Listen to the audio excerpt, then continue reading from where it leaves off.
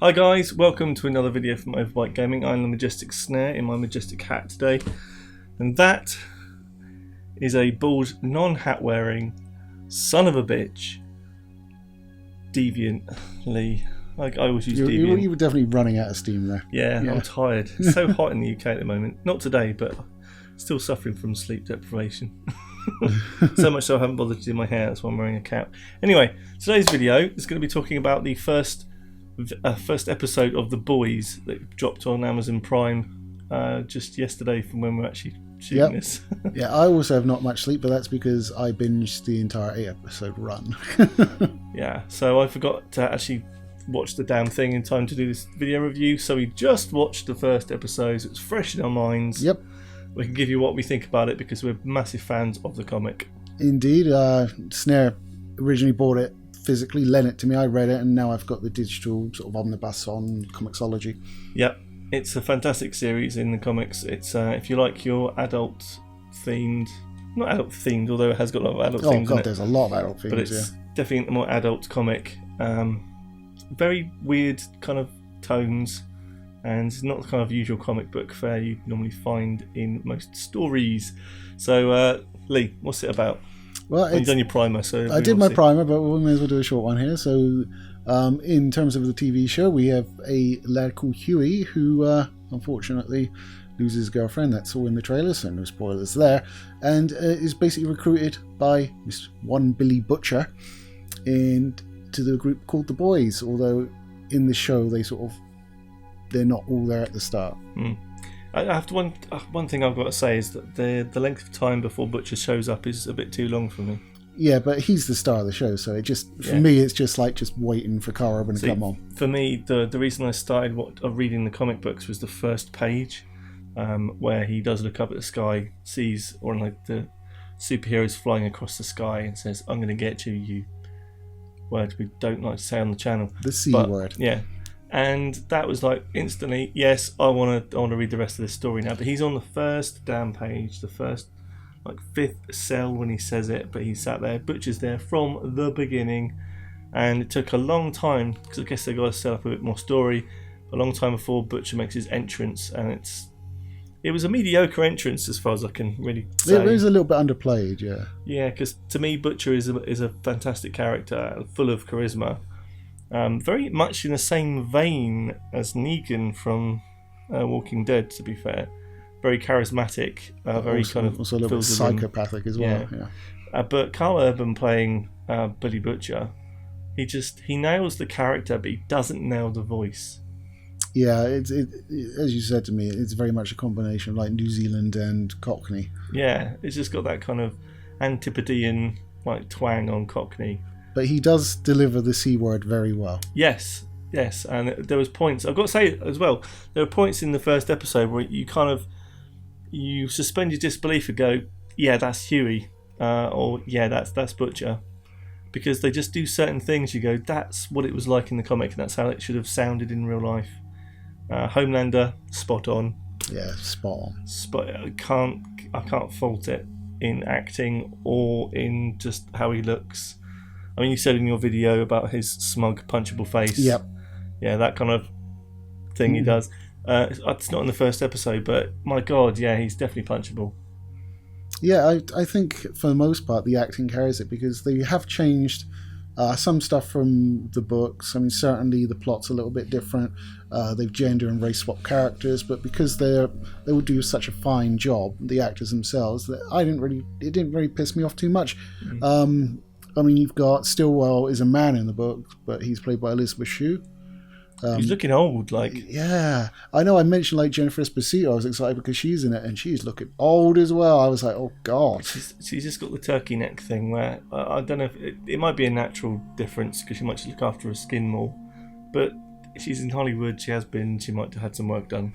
But I'm not going to pick on how everyone looks in the episode. Well, no, if you get old, you get old. It's just, we remember Elizabeth Shue from Back to the Future and shit, and kind of back in the day, those kind of films. Yes, that dance at the beginning of Adventures and Babysitting. I watched that a few times. But I was generally really impressed by the first episode. As a fan of the comics, they're not deviating away.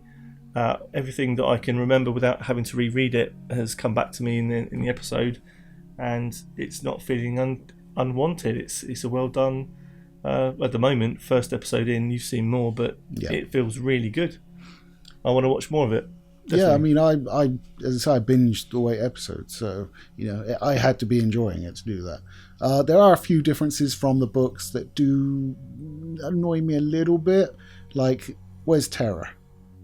Billy Butcher in the comics had a bulldog that he trained to fuck things on command called Terror, and he was a big character in the book, and he was the one that sort of the female identified with most, if anything.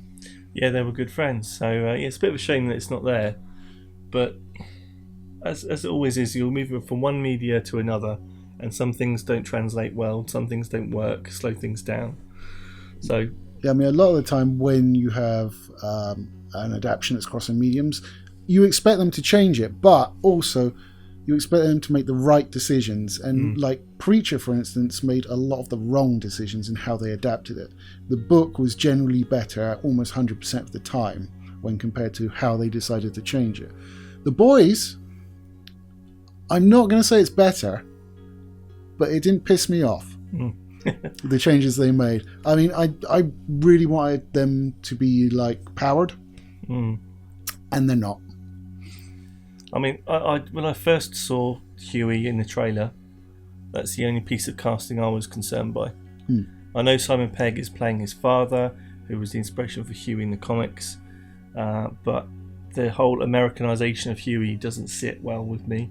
There were moments where the guy acting, who was Dennis Quaid's son of all fucking people, he's got a horrible, was his name Joshua? Joshua Jackson is who he's comparing. Joshua Jackson. He looks just like him in moments, except certain expressions that he has that make him look like his dad. Yeah. When he smiles and stuff like that. But he, there's certain moments where he just suddenly clicks into, there's Huey. I can see Huey in what he's doing. So I was really impressed that even the bit that I was most concerned about from the trailer has kind of won me back in. So I'm really looking forward to watching. Or was it 8 episodes? 8 episodes. So 2 to 8 is going to be watched later on this evening. Yeah, I imagine so. They have commissioned a second season already. Good. They've started casting it. Stormfront, who's a relatively big player in the comic book, has been cast. They've gender swapped him to a woman this time. I don't have a problem like when you're just gender swapping, but like it actually makes sense for him to be a man, because he was created during the height of World War II as a Nazi, and you would pick your best soldier to empower, surely, not the people that you would just basically keeping around and make more Aryans. Careful what you say there. Yeah, I know, but it makes sense. Before. Historically, it makes sense to have him be a man. To be true to the comic, yeah. Well, to be true to the comic and history itself. Okay. Because Germany wouldn't pick like a factory worker or a housewife and be like, here's some superpowers. They'd be like, let's get our top motherfucker, give him superpowers so he can wreck those fucking Brits. Because we were the only ones in that war. But housewives are expendable, so if it goes wrong, it's fine. That's what you're saying. Well, yeah, but I mean, in the comics, the V is considered like, I think it was like 6 billion a shot or something. So like, that's a lot of resources pumping in, especially when you're at war. So why wouldn't you go for your top guy? Yeah, maybe. But yeah, we're digressing. Yeah, a little bit, yeah. The actual show itself is a fantastic foray into The Boys. As I said on our podcast recently, if you didn't watch that, watch it or listen to it, we mentioned I want to see Transmetropolitan as a series. Really would love to see that as a series. So pull your finger out, someone, and do that, please. Black Gas could be a good one. Especially, zombies are a bit played out though, aren't they? So yeah, it might just be tired by now. But yeah, Transmetropolitan, check it out on graphic novels side of things. It's I think it's about 20-30 years old now, maybe. Oh Christ, it's getting up there. Yeah, but Warren Ellis, as we established on podcast. It's very kind of cyberpunky, futuristic. It's got that kind of weird prophet syndrome of kind of getting in there before RSS feeds and the mobile phones were really a big thing, and it kind of, there's a lot of aspects of technology that we actually do see today, and transhumanism as well, which is coming to the forefront. So would you say to somebody that hasn't seen the series and hasn't read the books to read the books first or go into the series blind? Oh, good question. I think you can. Well, let's be fair. You can do both. Yeah, we've done both, and we're okay with the series. It's very difficult to read the original material of anything and then see it in film form and be okay with it.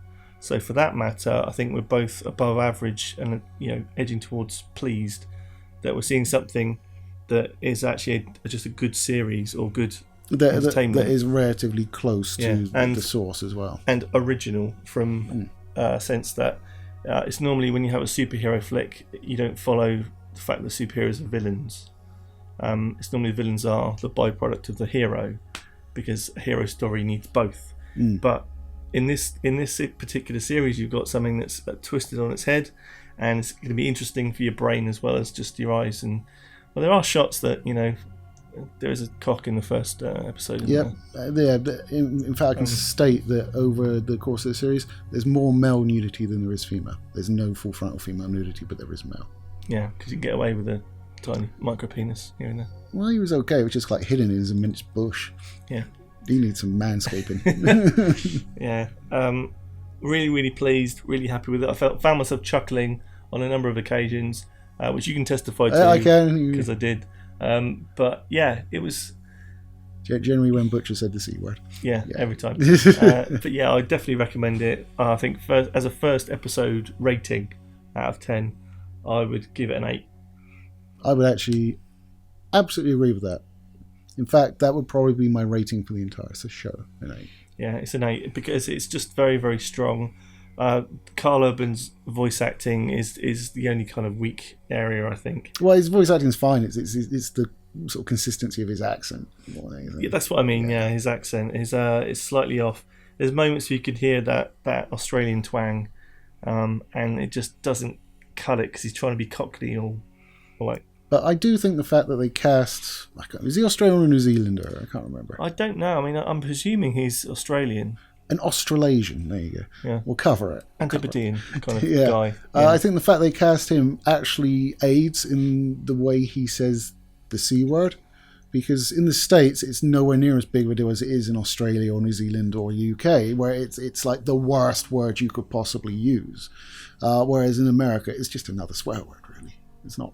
It's like up there, but it's like up there with fuck, Yeah, it's a whole new connotation. So they don't place as much emphasis on it when they say it. It's more casual. Whereas the Brits and people from Australia and New Zealand, obviously, it's up there, so it gets more emphasis and means more when you use it. So go watch it. Absolutely, and once you've watched it, go buy the books as well, because there's so much more in the books than is in the show. But I would probably say watch the show first, because there's a number of things in the books where either hasn't happened or I can't see happening. Especially like some of the best bits in the books are where you get these arrogant supes come up to them not knowing they're superpowered and just be an asshole to them, and they just wreck them. And that's brilliant because they're being taken down a peg, and that was something I wanted to see in the show. But that could be fun. But you got a bit of that in the first one. Well, yeah, but they're nowhere near like on level playing field with them. So yeah, I think we can leave it there. 8 out of 10, definite watch. Really enjoyed it, and by this time everyone's probably spanked the whole series anyway by the time you see this. Oh yeah, I mean it's only a short one with 8 episodes. This is one show where I was disappointed. It was, a lot of times when you're like watching a show and it's like 25 episodes or whatever, you're like, well, you could remove that episode, you could remove that episode, you could remove that one. This could have been 10 episodes and got the story across. I think I would have liked a few more episodes of The Boys because there's no bad episodes in it. Yeah, maybe that's why they're good. It might be, but I just felt like when it ended, I was still wanting more, which I suppose is the point. That is the point. Yeah, that's why they got a second season. It doesn't unfrustrate me though. No. Your fucking satiation, or whatever the fucking word is. I'm tired. What? Satiety, whatever. What? You being like satiated on the amount of stuff you get is not the actual measure of success of a show. Not you. To me, it's either hand to mouth or hand to cock. That's all I've got. Fucking hell. Anyway, yeah, thanks for watching today's video, and it ended on a low note there. I had to bring it down. What do you want? Yeah. It's expected of me. But go and watch The Boys. It's very good. Definitely watch The Boys. And don't forget, we have videos every Wednesday and Saturday. Come back then to check for some more awesome content. And please leave us comments down below on what you thought of The Boys and if there were any changes from the books that particularly pissed you off. I know I'm missing Terror. I am too. Like and subscribe. Smash that subscribe button. And yes, take care and we'll see you again soon. Take it easy, guys. Bye.